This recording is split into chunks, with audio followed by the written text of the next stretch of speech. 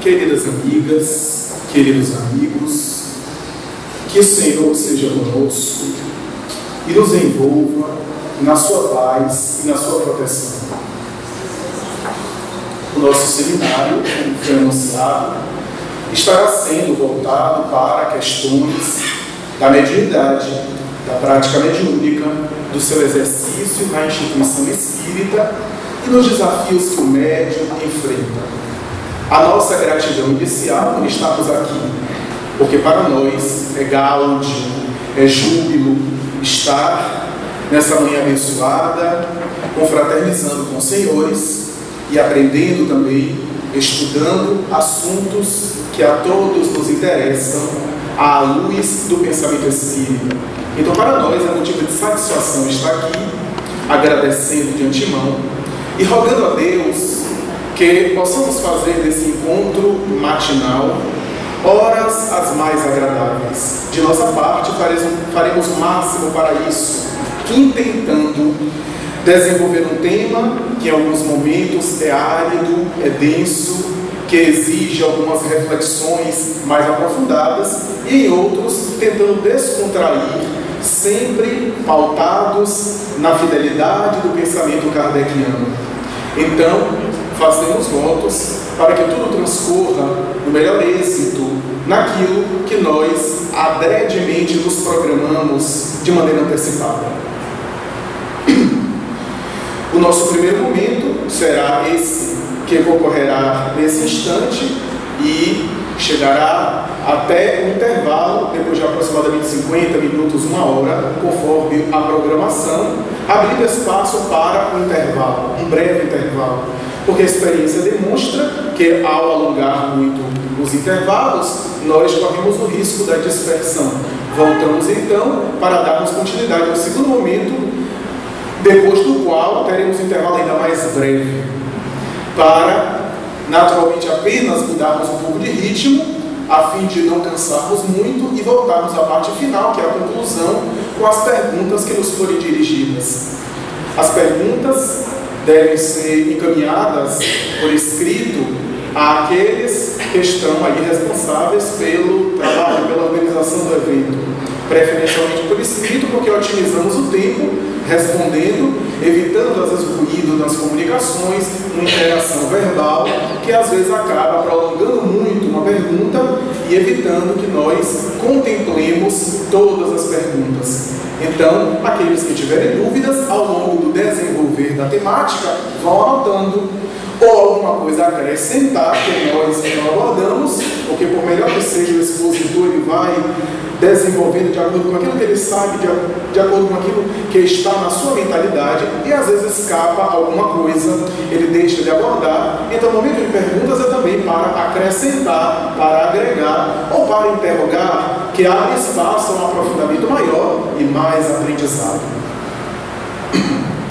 Allan Kardec, o extraordinário codificador do Espiritismo, em O Livro dos Médiuns, no capítulo 14, no item 159, vai exprimir um conceito que se tornaria um verdadeiro slogan para uma mentalidade nova de natureza internacional.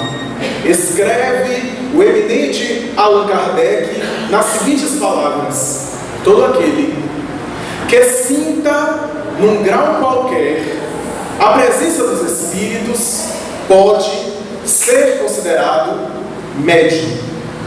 Essa afirmação categórica do eminente codificador revela a sabedoria do mestre lyonês, do mestre francês, que a partir daquele momento inaugurava uma nova mentalidade cultural. Todo aquele que sente num grau qualquer a presença dos espíritos pode ser considerado médium.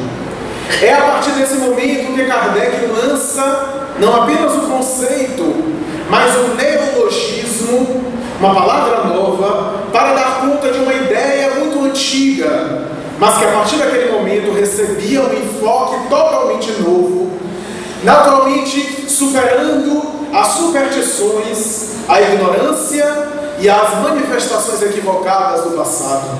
O termo que ele escolheu, médium, que era uma expressão latina, que significa aquele que está no meio, para dar de maneira clara e categórica a ideia daquele que está entre dois planos da vida e que serve de ponte, de veículo para as manifestações, basicamente, ou pelo menos classicamente, do mundo espiritual, para chamado mundo dos vivos, ou mundo material, ou mundo corporal, ou mundo objetivo, como se queira.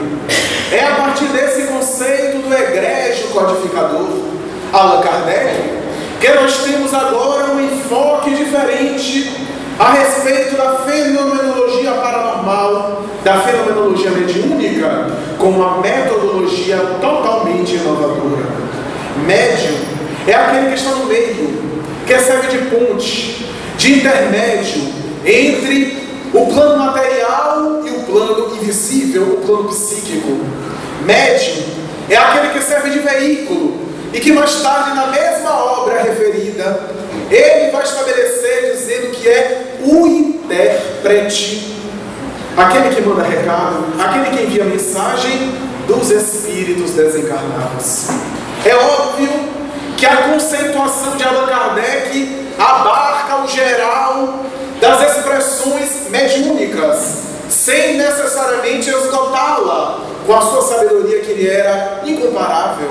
É óbvio que há expressões mediúnicas que transcendem, seja no próprio mundo chamado físico, em que o indivíduo pode ser intermediário entre manifestações do próprio mundo físico, na telepatia, na telecinesia, na psicocinesia, expressões da parapsicologia que só mais tarde surgiriam na Terra, que são fenômenos paranormais com os quais o indivíduo capta manifestações psíquicas ou físicas do mundo material. No entanto, de maneira geral, de maneira clássica, a conceituação de Allan Kardec vai no centro, alcança o bojo, a essência da questão. É o intermediário entre o mundo chamado livre, ou mundo psíquico, espiritual, onde, segundo a conceituação evangélica, o espírito sopra onde quer, já que há uma liberdade maior em relação àqueles que estão ergastulados na carcaça material, aqueles que estão presos na indumentária material do mundo invisível, portanto, para o chamado mundo material, mundo físico. Essa expressão, no entanto, é inovadora, porque nunca alguém examinou a questão com essa visão especial, já que a mediunidade, embora o termo era novo, já era conhecida ao longo da história, ao longo dos tempos. Em um belo trabalho, o professor Hernani Guimarães Andrade, no Instituto de Pesquisas Psicobiofísicas de São Paulo, vai constatar, ao lado de antropólogos e sociólogos, paleontólogos, que examinaram o período glaciário de Guns, o período da Pedra Lascada, a época do homem de Neandertal, do homem primitivo, e quiçá do homem Pithecanthropus erectus na transição do Homo sapiens. Eles vão perceber e constatar que há fósseis de caveiras, de crânios humanos às portas das cavernas, na época das cavernas, antes mesmo do período das palafitas, nas grandes regiões das montanhas. E essas cavernas tinham sempre a caveira, uma cabeça, um crânio humano voltada para o oeste, que era uma forma, segundo os pesquisadores citados concluem, uma forma de crença de se defender das almas dos mortos que voltavam para se comunicar. Concluindo esses pesquisadores que a ideia do contato com os chamados mortos, entre aspas, é tão antiga quanto a história da humanidade, que é antes da chamada civilização, portanto não é fruto de um ensino religioso específico, de uma cultura espiritual ou espiritualista do Ocidente ou do Oriente, mas é antes mesmo da chamada civilização, dos períodos ancestrais, primários da evolução, já haviam nas escritas rupestres, nas manifestações das cavernas, desenhos e escritos que denotavam a crença do contato com os chamados mortos, das manifestações espirituais. E se nós formos nos alongar, sem sermos exaustivos, fastidiosos, veremos que nos célebres acontecimentos da história da humanidade, narrados pelos historiadores insuspeitos, que se debruçaram e se espantaram sobre fenômenos espetaculares, não eram religiosos, não eram vinculados a doutrina nenhuma, mas que se espantaram à semelhança de Xenofante, que declara em suas obras que Sócrates, o filósofo da Grécia, conversava com seu daimonion, com seu demônio, o seu anjo da guarda, que era a significação da palavra daimon, ou demônio, na Grécia Antiga. Os demônios lários, os guias lários, os espíritos responsáveis pela família, e assim por diante, através de cujo fenômeno Sócrates, segundo Xenofante, era inspirado pelos deuses. É, portanto, uma conceituação que está presente em várias personalidades antigas. Mais tarde, o Plutarco, o historiador da Roma Antiga, vai narrar um acontecimento especial quando Brutus, disputando o triunvirato contra Marco Antônio, que haveria mais tarde de ceder aos envolvimentos de Cleópatra, indo para o Egito e mais tarde optando pelo suicídio covarde, mas adiante Otaviano, Augusto, e ele contra o exército de Otávio desencadeia uma guerra após a morte de Júlio César, e ele, em uma das guerras, vai em uma das batalhas, no seu campo de concentração, ao adormecer, diz Plutarco que ele, ao acordar pela madrugada, vê na sua própria tenda, que era protegida por soldados, a presença de um ser que ele chama de anjo mau, que vinha atormentar-lhe a vida e dizer a ele que logo mais, Brutus, nos encontraremos na batalha de Filipos, na cidade de Filipos, e lá você experimentará o peso da minha punição. Eu desforçarei a minha vingança e o meu ódio sobre ti. Perderás a batalha e virás para cá, onde eu te alcançarei. E Brutus pega a espada, desembainha da cintura para golpear aquela entidade fantasmagórica que desaparece dos seus olhos. Ele diz: vamos ver então lá na cidade de Filipos.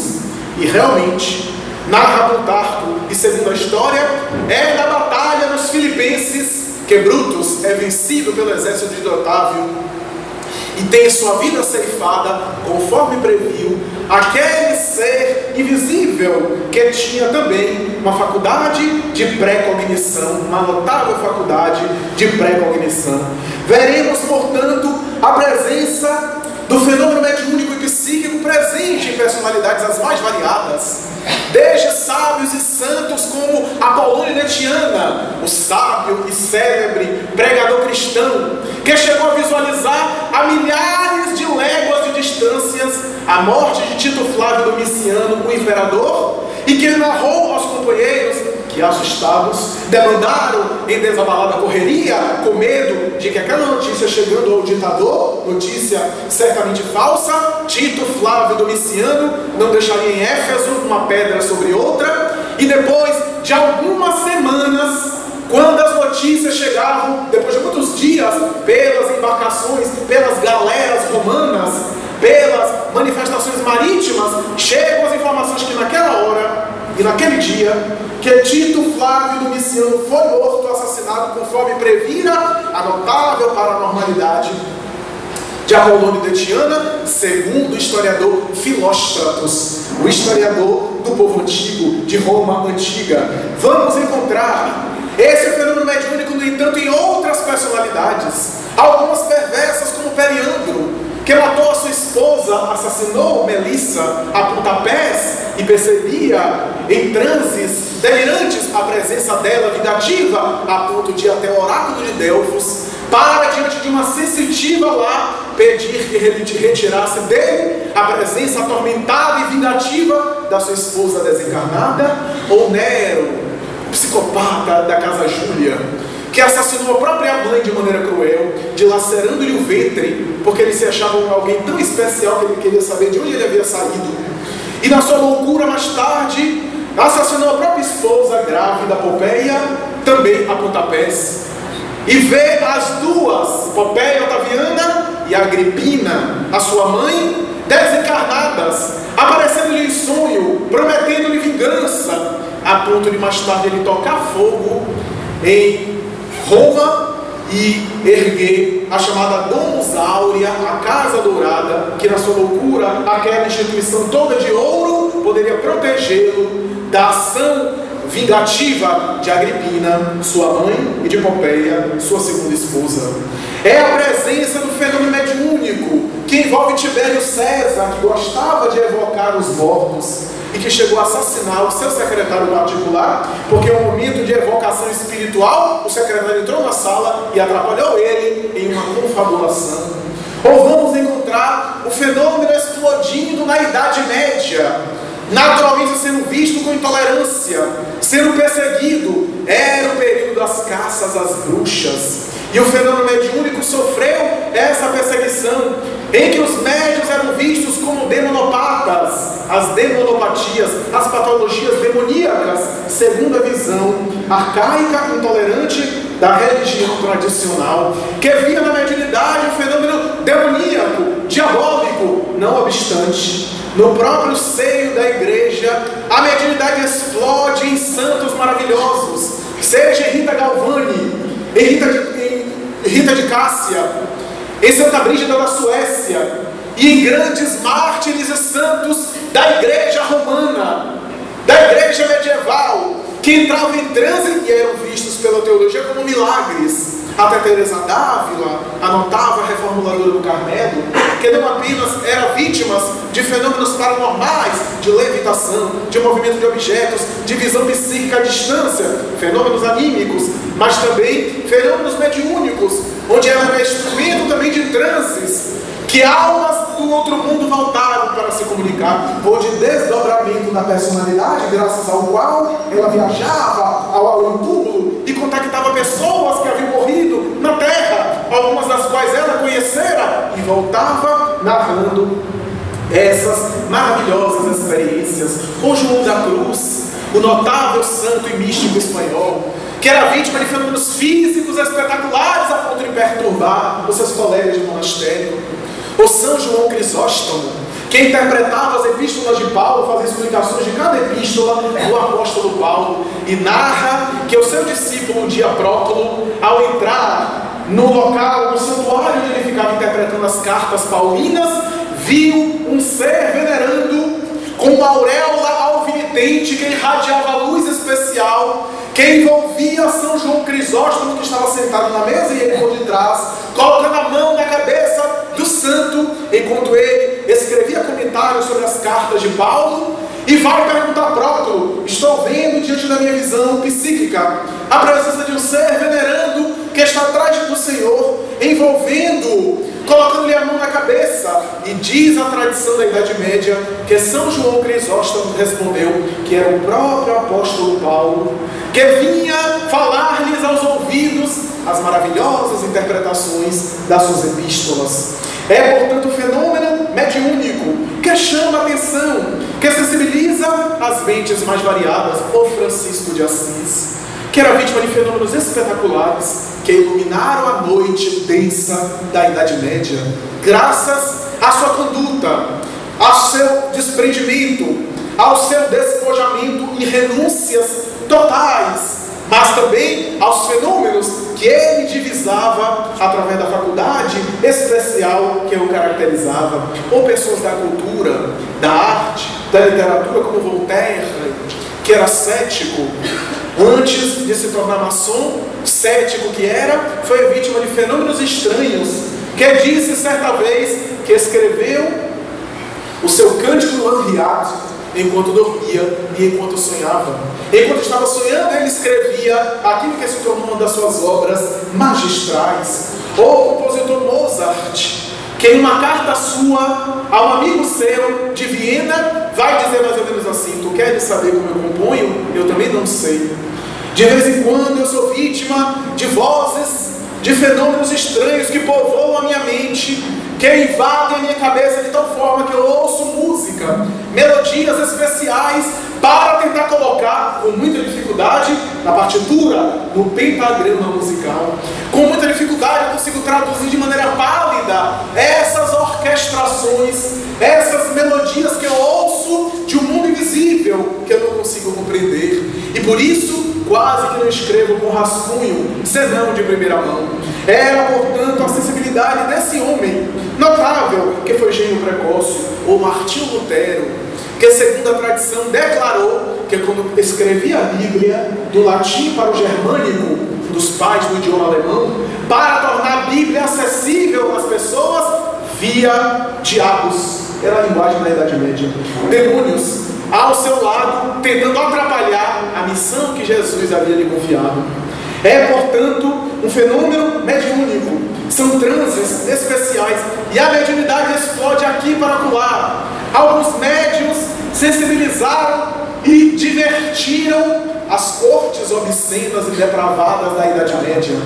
Ao longo da história, servindo-se como espetáculo de ilusionismo, de prestidigitação, de mágica. Mas a grande verdade é que o fenômeno mediúnico transcende, chamando atenção, sensibilizando as pessoas, a ponto dos cientistas da ciência do século XIX, que começavam a tentar investigar a realidade cósmica, tentar dar conta de todo o conhecimento, porque o século XIX é considerado o século do dealbar da ciência, do levantar das bases principais de toda a ciência que nós conhecemos. E aí no século XIX, investigadores começaram a tentar examinar o fenômeno mediúnico. Será que há realmente um transe graças ao qual o indivíduo trava contato com o mundo espiritual? Será que existe um mundo espiritual, um mundo invisível? Será que a alma realmente sobrevive à morte e volta para se comunicar? Eram as interrogações dos sábios e cientistas. Vários deles se dedicaram, alguns resistiram, outros ficaram em dúvidas, outros apoiaram, como é o caso de William Crookes, que na década de 70 do século XIX era considerado o maior químico e físico do mundo, descobridor dos raios catódicos, um dos pais da mecânica quântica do futuro. Esse homem extraordinário, que no auge da sua pesquisa científica decidiu também examinar a médium Florence Cook de 15 anos, e depois foi chamado à Sociedade Científica de Londres para dar o seu aval. Depois de 3 anos de pesquisa acurada, ele declara enfaticamente nas seguintes palavras: os senhores me pediram para averiguar se o fenômeno era ou não era possível. Eu digo que não é possível, ele é real. Era a palavra autorizada desse homem extraordinário, que foi inclusive nobilitado com o título de ser pela rainha da Inglaterra e sensibilizou as massas. Ao lado dele, o italiano Cesare Lombroso, que depois de examinar de maneira até agressiva a média italiana Eusapia Paladino, submetendo-a a situações até vergonhosas, porque ela era despida, era examinada nos orifícios naturais, para saber se alguma coisa ela tinha guardado para expelir depois, ou para colocar do tubo digestivo para fora. Examinou até com violência, às vezes amarrando em cadeiras, ou envolvendo em sacos plásticos, para que ela não pudesse se mover, a fim de que não houvesse fraude, e os espíritos se materializavam e conversavam com ele, enquanto a médium desmaiada diante dos seus olhos. Um dia, com Paola Lombroso, sua filha, a própria genitora sua aparece materializada e diz: meu fiore, meu filho. E ele mais tarde vai dizer: qual é o filho que não reconhece a própria mãe? Quando eu me lembro da vergonha, da crítica, da perseguição que eu fiz os espíritas passarem, eu coro de vergonha, disse ele, porque hoje eu sou espírita porque creio nos fenômenos mediúnicos. O Alfredo Russel Wallace, o companheiro de Darwin, que havia chegado à mesma teoria da evolução, mas deixou que Darwin publicasse, porque concluiu que a teoria de Darwin estava mais bem elaborada. Esse antropólogo extraordinário, que vai declarar: eu era tão materialista que dentro de mim não havia lugar para uma presença espiritual, mas os fatos me venceram. Sou espírita, porque contra fatos não existem argumentações. Ou Crone Varley, o notável engenheiro das comunicações transatlânticas, do mundo, que colocou os cabos transatlânticos do mundo, esse notável homem da cultura internacional vai dizer que as críticas à mediunidade e ao espiritismo sempre partem daqueles que nunca se deram o trabalho de conhecer. Ele vai dizer que não conhece uma pessoa que examinou com isenção de ânimo e com absoluta imparcialidade o fenômeno mediúnico e não se haja rendido à sua autenticidade, à sua veracidade. O Charles Richer, o notável médico, Prêmio Nobel de Fisiologia de 1913, considerado um dos pais da fisiologia contemporânea, que vai dizer que além dos 5 sentidos convencionais examinados pela ciência médica, há um 6º sentido humano, responsáveis pela captação de ondas, de ideias, de irradiações que são invisíveis aos nossos olhos e que não obedecem a leis materialmente conhecidas. Mas no século XX houve uma enxurrada de fenômenos dessa natureza. O Le Réservatoire romano, o jornal oficial da Igreja Católica Apostólica Romana, publicou na década de 50 e mais tarde, aqui no Brasil, em 1971, no jornal Ave Maria de Petrópolis, se não me falha a memória, no mês de setembro, publicaria um caso que chamou a atenção e sensibilizou principalmente a cultura católica, porque o cardeal Eugênio Pacelli declarou que quando era apenas cardeal, orando na Catedral de São Pedro, na Igreja do Vaticano, viu aproximar-se, no ano de 1939, no mês de fevereiro, 15 para 16 de fevereiro, ele vê o Papa Pio X aproximar-se dele e diz: Eugênio Pacelli, veio em nome de Jesus te dizer que logo mais tu serás Papa. E ele vai dizer: mas o Papa Pio XI está no poder, ele goza de saúde, ele vive e é meu amigo. Pois eu te digo, vai dizer o ser espiritual, logo mais você será Papa. A humanidade vai passar por uma terrível catástrofe mundial. E o rebanho católico necessita de alguém que conduza a igreja com sabedoria, com justiça, com amor. Jesus te convida: prepara-te, porque logo mais tu serás Papa. Eugênio Pacelli vê aquele sense de Louis, sai pálido, era madrugada, desce até o subterrâneo daquela igreja onde estão os corpos dos papas sepultados, ora demoradamente na sepultura do Papa Pio X. E ao sair, um guarda suíço que toma conta do local diz: Eminência, por que sua eminência está com essa validez tão grande na face? Porque acabo de conversar com o Papa Pio X. Mas o Papa Pio X morreu. Eu sei, ele era meu amigo, foi ele que me deu o chapéu e o anel de cardinalato, de cardeal. Ele veio me dizer que logo mais eu serei Papa. 2 semanas depois, o Papa Pio XI adoece, falece, e no escrutínio secreto, para decidir o sucessor dele, Eugênio Pacelli é eleito por unanimidade de votos e ergue-se ao fastígio do Vaticano como Papa Pio XII. Naquele mesmo ano, 1939, no mês de agosto, a Alemanha invade a Polônia, os Países Baixos tombam, estoura a Segunda Guerra Mundial, e Eugênio Pacelli se lembra da visão espiritual que teve com o Papa Pio X e chega a negociar a paz com Hitler, inclusive protegendo milhares de vidas católicas que eram ameaçadas, e naturalmente que conseguiu se tornar, segundo a cultura internacional, Papa da diplomacia.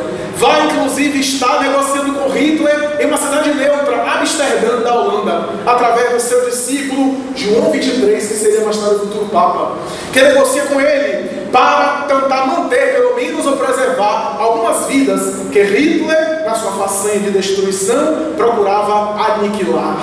No século XX temos também, não apenas fora, com Rosemary Brown, a médium musicista inglesa, que recebe partituras de Liszt, de Chopin, de Schubert, e que é examinado pelos musicólogos, esses, inclusive Leonardo Bernstein, o notável regente da orquestra de Nova York na época, notável compositor, vai dizer, é o estilo desses compositores, que eu não sei como ela consegue captar, porque não tem formação musical para isso. Ou outros médios extraordinários, mas aqui no Brasil também tivemos uma explosão especial de médios, desde o começo do século XX com Eurípides Bassanufo, passando mais tarde na Grande Paraíba e nas Minas Gerais com Zil da Gama, a notável médium de Victor Hugo, ou no Rio das Flores, no Rio de Janeiro, com Dona Ivone do Amaral Pereira, ou a notável Cecília Paiva, ou o notável, na Federação Espírita Brasileira, Olímpio Gifone, ou Olímpia Belém, Nair Costa Dorsa, Maria Modesto Cravo no Triângulo Mineiro, Ana Prado, a notável médium de Belém do Pará, que sensibilizou tantas pessoas com suas materializações luminosas à luz do dia, sensibilizando notáveis intelectuais, ou Margarida Meirelles, ou Francisco Spinelli, só para citar alguns, e para não ser fastidioso, Fábio Machado, notável médium de materialização, ou Júlio César Grande Ribeiro no Espírito Santo, para citar alguns, o Frederico Júnior do Rio de Janeiro, o notável médium sonambúlico que conviveu com o Dr. Bezerra de Menezes, e outros médios extraordinários que sensibilizaram a cultura internacional, ou a estrela mediúnica do século XX e possivelmente do século XXI, que foi Francisco Cândido Xavier, que aos 17 anos já chegava ao máximo, porque qualquer médium chega ao máximo depois de todo um périplo de anos de dedicação. E o início dele já foi um coroamento, quando publicou uma obra que abala a cultura brasileira e portuguesa, Parnaso de Além Túmulo. Os poetas da Academia Brasileira e de Portugal de Letras voltam e se comunicam. Augusto dos Anjos, Humberto de Campos e outros, a ponto do próprio Humberto de Campos em prefácio mediúnico dizer: os mortos estão de pé. Através desse médium extraordinário, que mudava a característica do seu estilo a depender da poesia de Alta de Souza, de Augusto dos Anjos, de Olavo Bilac, de Casimiro Cunha, de Casimiro de Abreu, de Castro Alves com sua imponência e a sua visão das causas sociais, ou então da sensibilidade de Humberto de Campos nas suas crônicas notáveis e sutis, e assim por diante. Veremos a cultura internacional se sensibilizar com esse médium, a ponto de Agripino Griego ficar tão profundamente perturbado que submeteu Chico Xavier a vários testes, a vários exames, para depois dizer publicamente no Jornal de São Paulo que depois de examiná-lo, depois de pegar notas de papel com a sua rubrica, para que Chico não tirasse qualquer nota de papel já escrita antes, na sua frente, psicografar em velocidade relâmpago, ele vai declarar: não creio na mediunidade, não creio que os mortos vivam e se comunicam, sou católico, não tenho essa mesma crença, mas quem escreveu tudo isso foi Humberto de Campos, porque eu sou especialista na obra de Humberto, e ele não podia interpretar e trazer esses detalhes que só Humberto tinha como estilo invulgar. Monteiro Lobato mais tarde vai dizer: se esse homem não é médium, ele não merece apenas uma, mas todas as cadeiras da Academia Brasileira de Letras. Se ele é uma farsa, ele é um gênio espetacular. E assim por diante. As pessoas se deslumbraram com a mediunidade nesse homem, que psicografou cerca de 412 obras, psicografadas sobre cultura, sobre filosofia, sobre ciência, sobre arte, sobre moral, e, segundo alguns especialistas, mais de 10 mil mensagens particulares, através de psicografias endereçadas a pessoas que perderam os seus entes queridos, que vivenciaram essas situações calamitosas. A mediunidade, o fenômeno mediúnico, médiuns e mediunidades, que foram chamados ao longo dos tempos com variada nomenclatura, que na Roma Antiga foram chamados de sibilas, que no Egito foram chamados de hierofantes, nome esquisito. Hierofante não é só gosto grande. Na Índia foram chamados de rishis. Na Grécia, pitons e pitonisas. Na cultura de Israel, inclusive na época de Jesus, de profetas. De bruxos e feiticeiros e magos na Idade Média.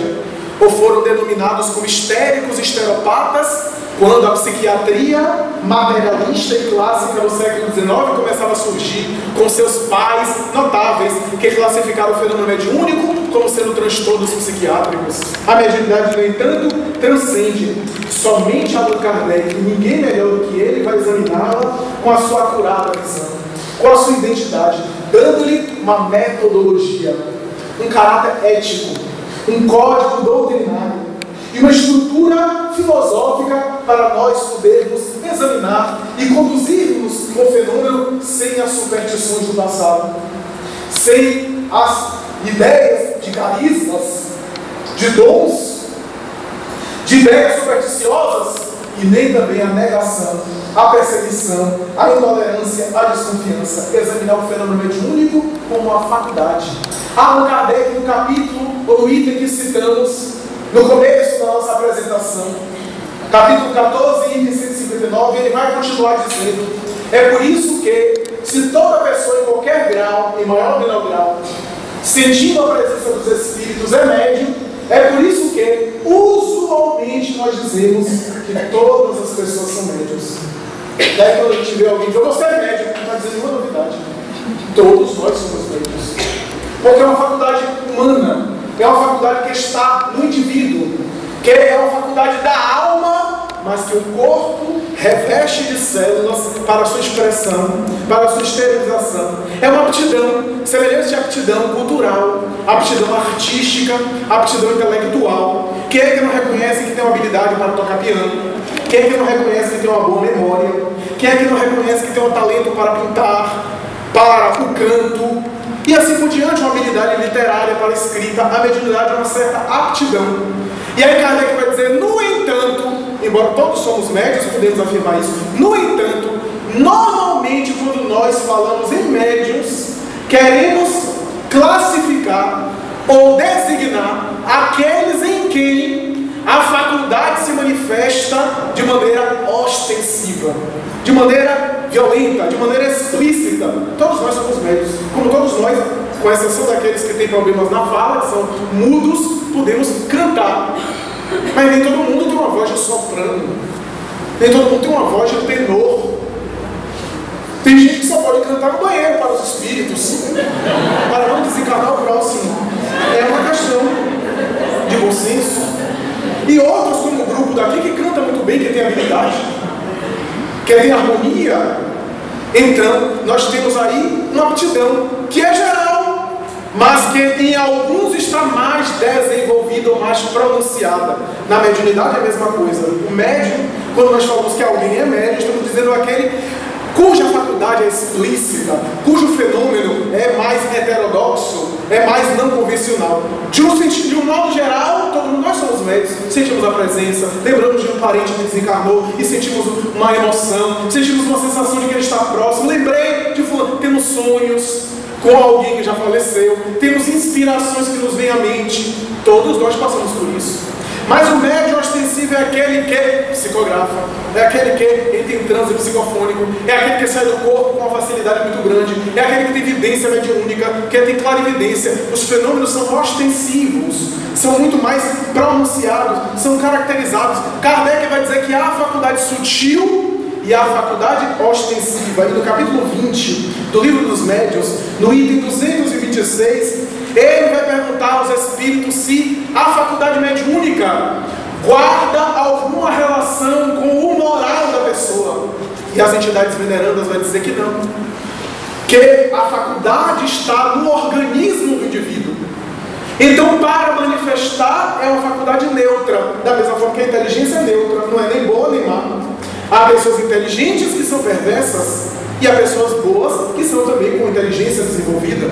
A inteligência é neutra, mas os espíritos vão dizer: no entanto, apesar de estar no organismo, o uso que o médium faça na faculdade é que vai tornar a faculdade boa ou má com o seu direcionamento moral. É que vale dizer que o indivíduo não é bom porque é médium.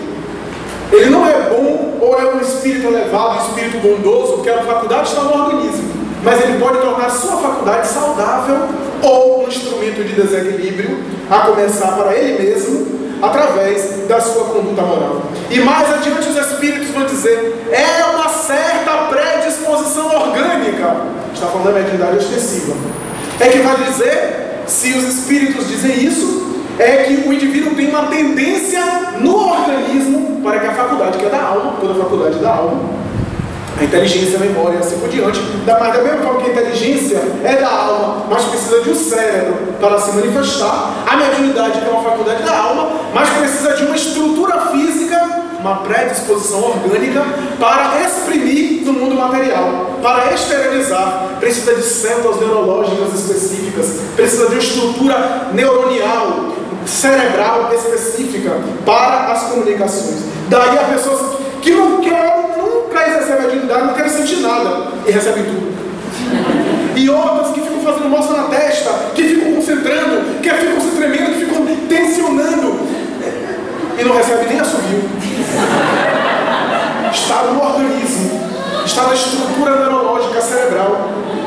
Não depende apenas da pessoa, mas está na sua capacidade psíquica. E André Luiz mais tarde vai desenvolver esse conceito em Missionários da Luz, no capítulo 3, quando examina a epífise ou glândula pineal, onde ele examina a ideia de que de todas as regiões orgânicas, aquela é a manifestação principal, é a dimensão principal, fisicamente falando, para que a mediunidade se expresse, porque está adjacente àquilo que no perispírito é chamado do chakra coronário, que seria uma espécie de cisterna central de todos os chakras. É a base fundamental do funcionamento do resto.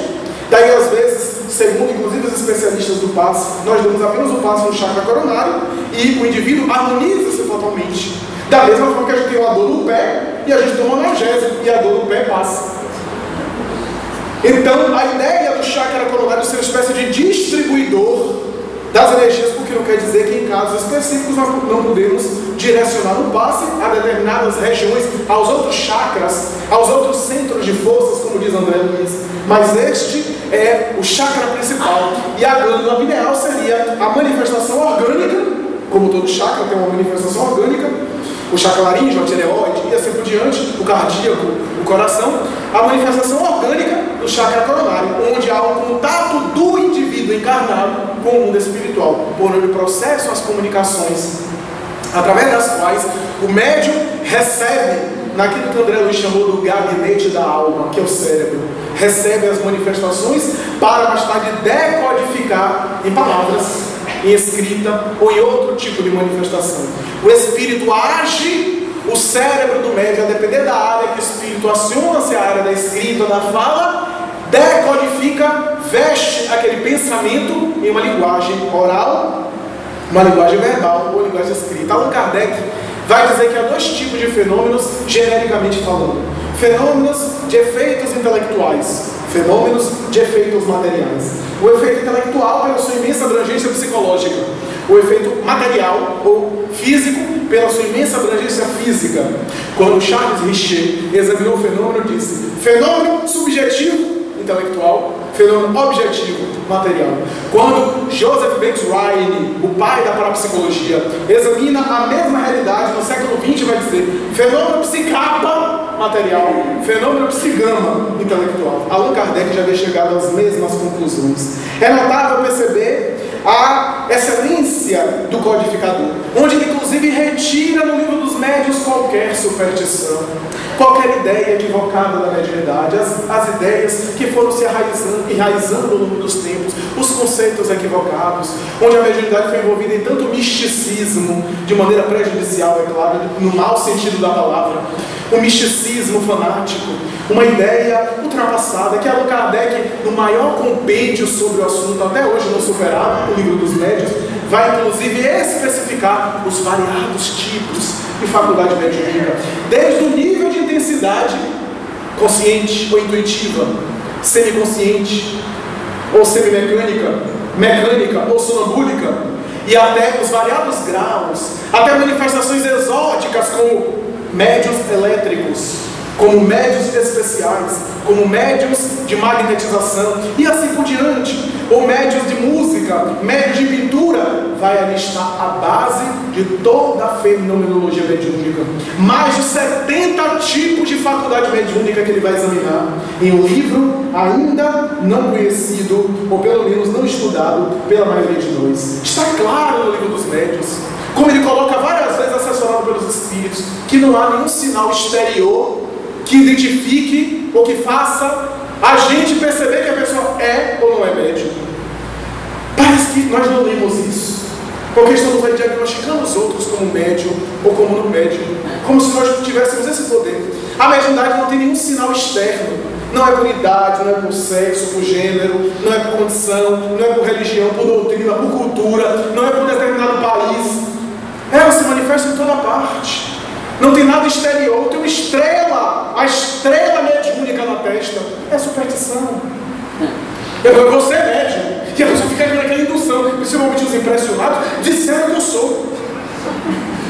E às vezes vem a nós, disseram que eu sou, o que você acha? Vá lá e pergunte para ele como é que faz. Porque as pessoas dizem qualquer barbaridade e a gente que tem que explicar. Não, vá lá. Ele não falou, agora é ele que dê conta. Mas eu sou ou não sou? Eu sou média. Quando alguém diz assim para mim, eu sou média, eu já vi que nunca abriu o livro dos médios. Já percebe-se que nunca abriu. Porque quando fala eu sou média, não é nem alta nem baixa. Não existe médium, seja masculino ou seja feminino. Médium. Então a faculdade mediúnica. Então eu sou ou eu não sou? Ele diz, não sei. Você sente, não sinto nada, então não é. Ah, eu sinto isso, sinto aquilo, então é. Relatados os sintomas, a pessoa relatando os sintomas, nós até podemos chegar, de acordo com esses sintomas, você é médico. Mas ninguém pode dizer o outro que é, que sabe, porque é só a pessoa que sente. Da mesma forma que eu não posso dizer se a pessoa tem habilidade ou não, cultural ou artística, a não ser que eu veja a sua habilidade se manifestando. Mas não dá para saber porque é uma faculdade psíquica, é interior. Então é a pessoa que vai chegar a essa conclusão através dos sintomas. Sintomas variados, sintomas físicos e sintomas emocionais. Sintomas, sensações físicas estranhas, que fazemos os exames e não há nada. Essas doenças fantasmas. Então, alterações emocionais que nós temos, variações, desconfianças, sensações de presença, de aproximação, sensações de que estamos sendo observados, de que estamos sendo vistos. Alterações, ficamos eufóricos, uma alegria imensa, por nada, sem motivo nenhum. E daqui a alguns minutos, uma compressão no peito, uma situação embaraçosa, uma sensação de que algo terrível vai acontecer. São variações, são sintomas de possível mediunidade, porque alguns quadros emocionais de depressão podem se confundir e pode ser também uma possível depressão. Mas são possíveis mediunidade, questão em que a pessoa deve examinar. Deve naturalmente estudar para perceber essa ideia. Então, o fenômeno mediúnico, Kardec chega a dizer que é o fenômeno da personalidade do médium. E é o fenômeno que transcende, que é de fora, que é de outros seres. Que mais tarde, aliás, na época de Kardec, um pouco depois, vai falar do fenômeno subconsciente. Mais tarde, com a psicanálise de Freud, chama-se de inconsciente. O termo foi modificado por conta da expressão que não é necessariamente dentro, mas é não. Da mesma forma que a gente não é infalível, não é falível. Indeterminado, não determinado. O in de negação de. Então, inconsciente, não consciente. Freud queria tirar a ideia do sub, que é da ideia de inferior, sub de baixo. Então, ele colocou inconsciente, tudo aquilo que não é consciente. Fenômenos do inconsciente. Kardec já havia examinado, embora a palavra não existia na época dele, porque ele veio antes. Já havia examinado essa questão do fenômeno do inconsciente, de que o espírito do médium pode realizar uma catarse. Ele não fala com essas palavras. Uma expressão, as suas angústias, se o médium está desequilibrado, se ele tem muitas fixações, se ele tem muitas obsessões, isso é, pensamentos fixos, em um momento que ele relaxa, ele pode, sem querer fraudar, ele não está sendo desonesto, entrar em transe e o próprio espírito dele está desabafando. Que bom! Porque há um fantasma muito grande na área do animismo. Aliás, a expressão animismo não é nem de Kardec. Mais tarde nós essa expressão ganhou popularidade por causa de uma obra, Animismo e Espiritismo, de um cientista, Alexander Aksakov, que vai dar o nome de animismo, os fenômenos da própria alma, ânima, da alma. daquilo que vai no ser encarnado, que tem ânima, que tem animação. A expressão alma, daí Kardec diz a alma é o espírito encarnado, ou seja, aquele que tem animação, que tem movimento no mundo físico. Da mesma forma que a gente fala animal, o animal é o ser que é animado, que tem movimento. Daí desenhos animados.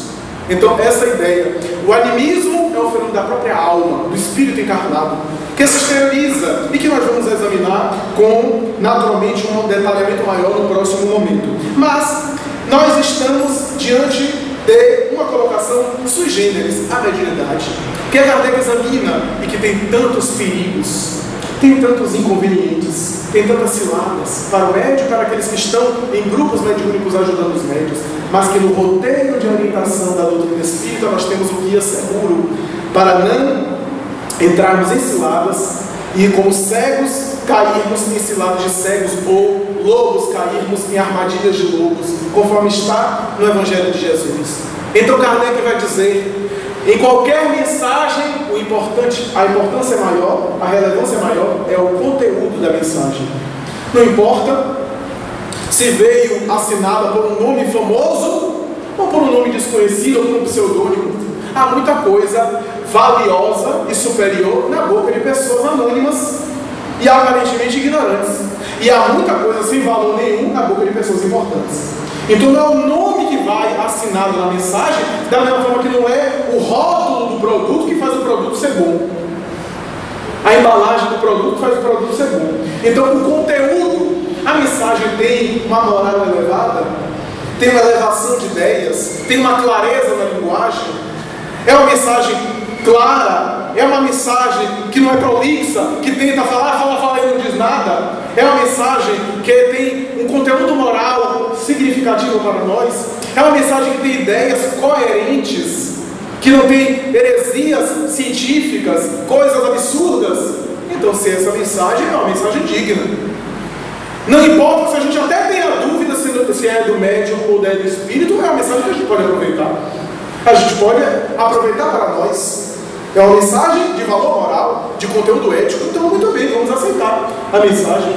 É uma mensagem de conteúdo. Se vem com o nome assinado, é de um conteúdo elevado. Se não for entidade, a entidade não desmentiria e não negaria. E se é de conteúdo elevado, foi de entidade nobre.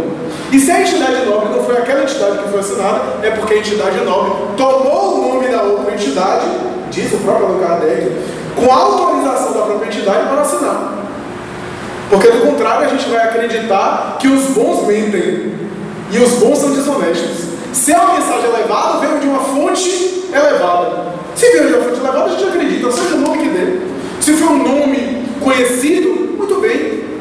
Não vamos entrar na ideia se é ou se não é. Se é algo que nós podemos aproveitar, muito bem. Porque se não é daquela entidade nobre, Bezerra de Menezes é do nível de Bezerra de Menezes. Então Bezerra de Menezes autorizou. Porque outra entidade que tomou o seu nome, só tomou o seu nome com ética. Porque vem de uma fonte superior.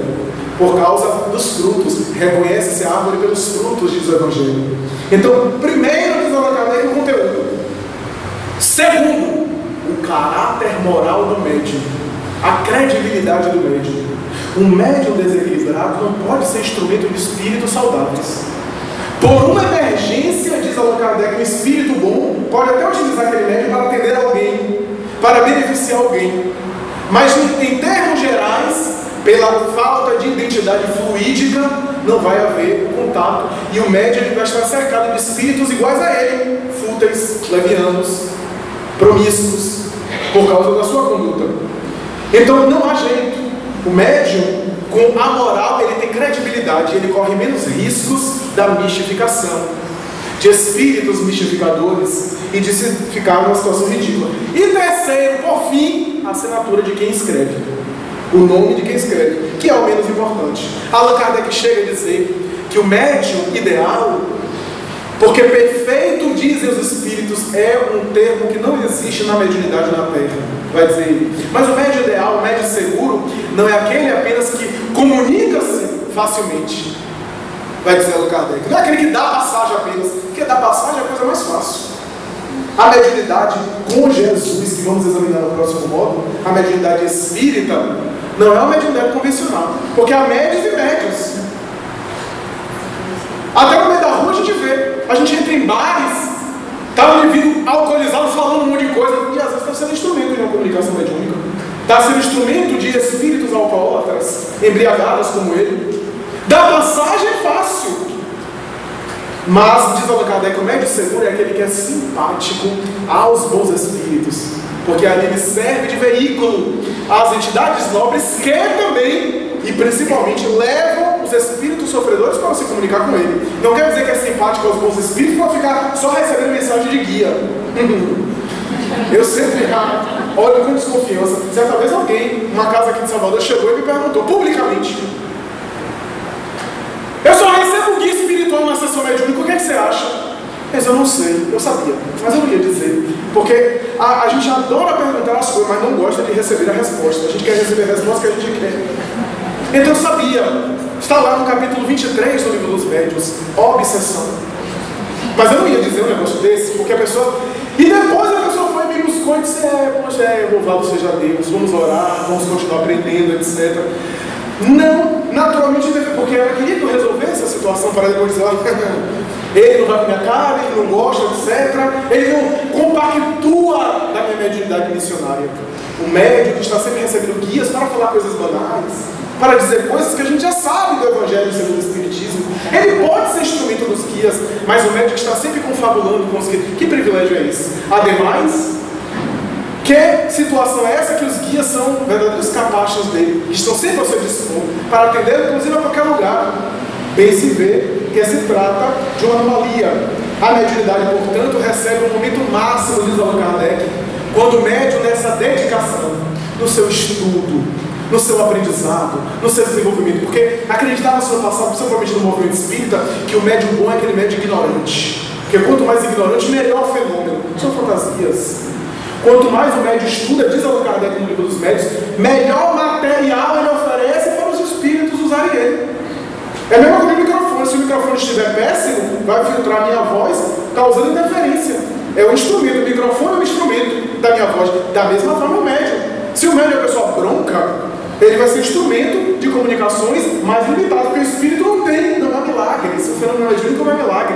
Os espíritos vão dizer isso. O espírito desencarnado encontra materiais cerebrais no médium para levar comunicações. Aí alguém vai dizer: mas Chico Xavier só fez até a 4ª série primária e era um médico espetacular, inclusive psicografava em outros idiomas.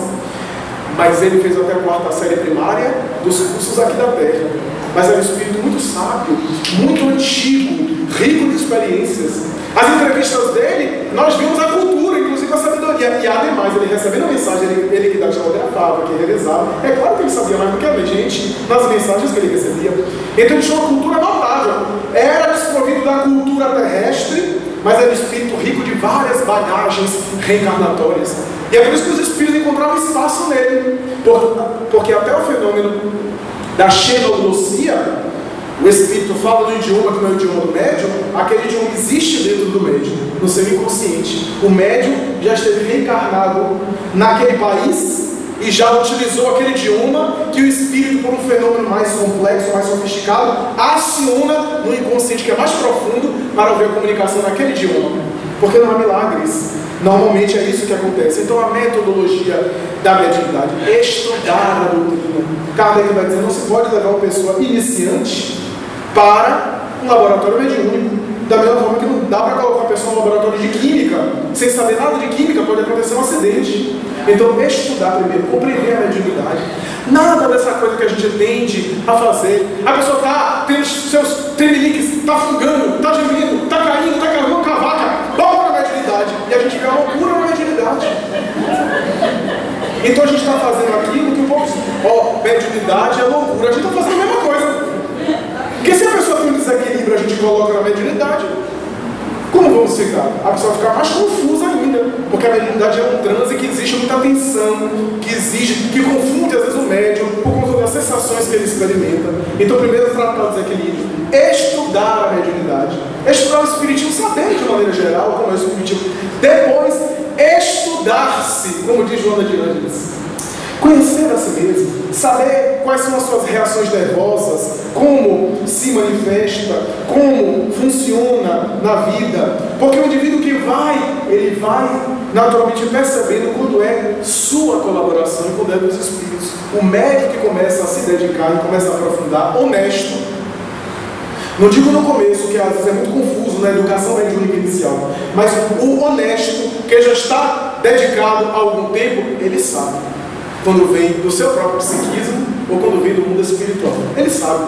Porque não é uma mediunidade inconsciente absolutamente. Ele não é um autômato, não é um robô. Sempre passa pelo seu filtro. É claro que há sempre uma tinta de animismo. Da mesma forma que esse microfone sempre vai influenciar a minha voz. Da mesma forma que o pianista vai tocar, mas depende do piano, da qualidade do piano. Sempre há uma influência no aparelho. Mas a influência pode ser positiva. Da mesma forma que eu dou um recado aqui, e alguém vai dizer, olha, ele disse isso, e repete com as mesmas palavras. Foi fiel ao recado. A outra vai dizer assim, olha, eu não sei exatamente quais foram as palavras, mas foi assim que ele falou. Ele chamou a atenção para isso. Também deu um recado. Um é mais mecânico, foi literal. O outro foi mais ou menos, isso é, pegou a essência e transmitiu com as suas palavras.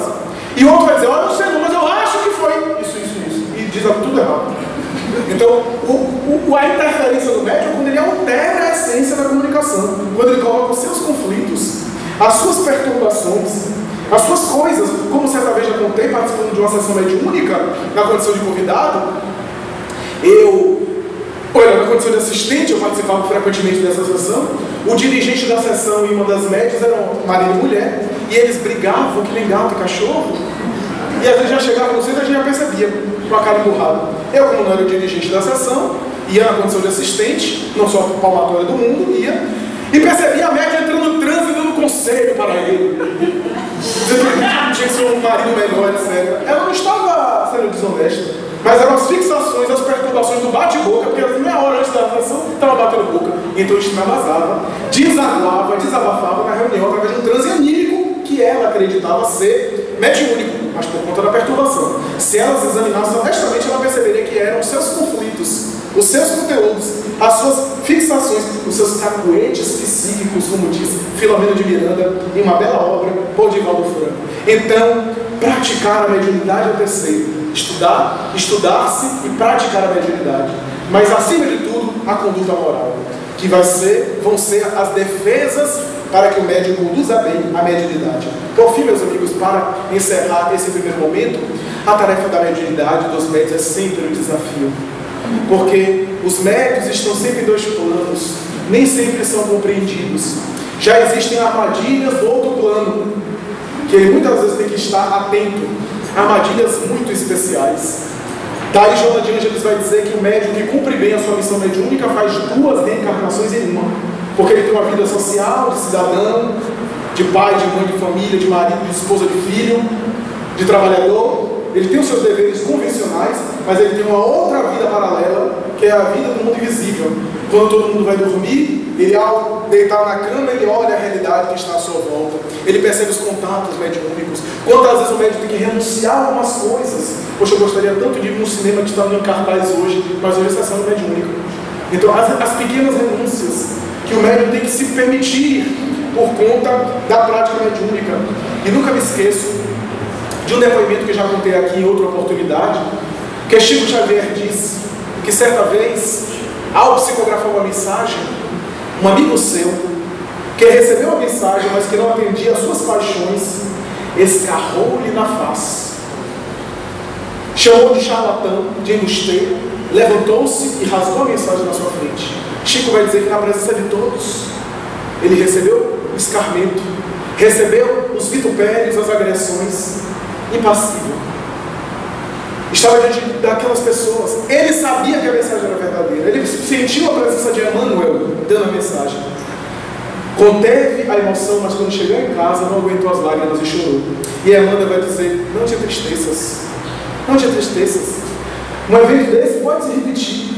E se por acaso, novamente, estiveres com a saliva do teu irmão na tua face, alguém perguntar, tu dirás, deve ter chovido. Porque a mediunidade é isso.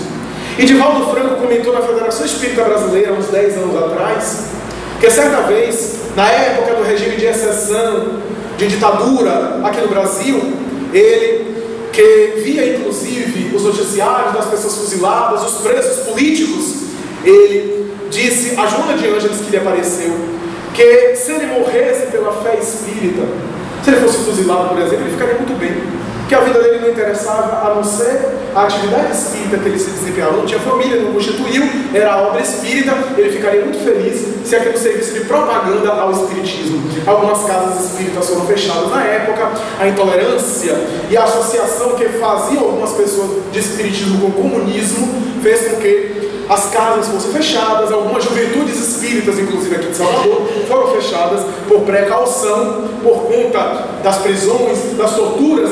E Divaldo disse: se eu pudesse morrer pela fé espírita. E ele dizia: era o meu ego, porque eu já imaginava os braços abertos no jornal, na primeira página do jornal: orador espírita morre fuzilado. Era mais uma projeção do ego. E João olhou para ele, sorriu e disse: eu vou mandar o seu requerimento para os benfeitores da vida.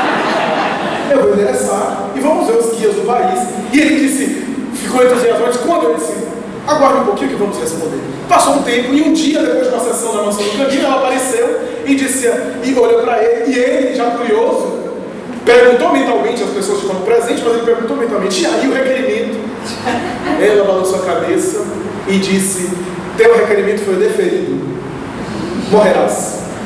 E ele já ficou entusiasmado: quando? Que dia vai ser? Mas veio com uma nota de esclarecimento: morrerás a cada dia. Ele já se decepcionou. Essa morte ele não queria. As tuas melhores amizades vão te abandonar. Amigos que se dizem amigos na sua presença se aproveitarão da tua ausência para te esbofetear. Mãos que te acariciam cravarão espinhos na tua honra. Terás a pessoa denegrida, o nome vilipendiado, a personalidade acusada, a pessoa manchada, caluniada durante anos e anos e anos. Nunca te defendas, nunca mostre nem que sabes, nunca demonstre nenhuma reação, nenhum enfado. Se permaneceres assim sem te defender, porque tu és escravo, escravo por livre opção, e o teu defensor é o teu Senhor é Jesus. Deixa a defesa com ele. Continua trabalhando e aguarda o tempo, porque o tempo é o grande mestre que coloca cada coisa no seu devido lugar. Seja você aquele que ama, e que nunca te esqueças de duas coisas, meu filho: dos infelizes e de Cristo. Haja o que houver, sempre fique do lado dos sofredores e de Cristo. Talvez chegarás no momento final sem ninguém ao seu lado, sozinho, mas eu estarei contigo. E te abrirei os braços para te receber, para dizer: tu és um mártir, experimentaste o holocausto. A mediunidade foi o grande martírio, foi o holocausto, foi a estrada do Calvário. A mediunidade te fez uma pessoa melhor. Vem, além da sepultura, para desfrutar agora. E ele vai dizer mais tarde, em 2000, ele disse isso em uma reunião da Federação Espírita Brasileira, que certa vez, depois de anos, ele perguntou a Joana: será que ainda hoje há alguém contra mim? Há alguma pessoa contra mim? Fazer a minha tarefa e voltar às minhas origens. Ir ali, falar e depois fugir. Fugir sempre. E Joana passou a mão carinhosamente por sua cabeça e disse: tu experimentarás lágrimas que ninguém verá. As labaredas da angústia te devorarão a alma. Mas ser fiel. Nós estamos contigo, porque o desafio da mediunidade na terra ainda é com Jesus. E aquele que abraça a mediunidade com Jesus sabe que ainda recebe incompreensão no mundo materialista e atormentado de hoje. Eu nunca me esqueci, porque esse é o recado que normalmente eu passo, normalmente eu gosto de compartilhar, porque me fez muito bem e gosto de compartilhar aos companheiros de atividade mediúnica. Vamos dar uma pausa agora e voltamos logo mais.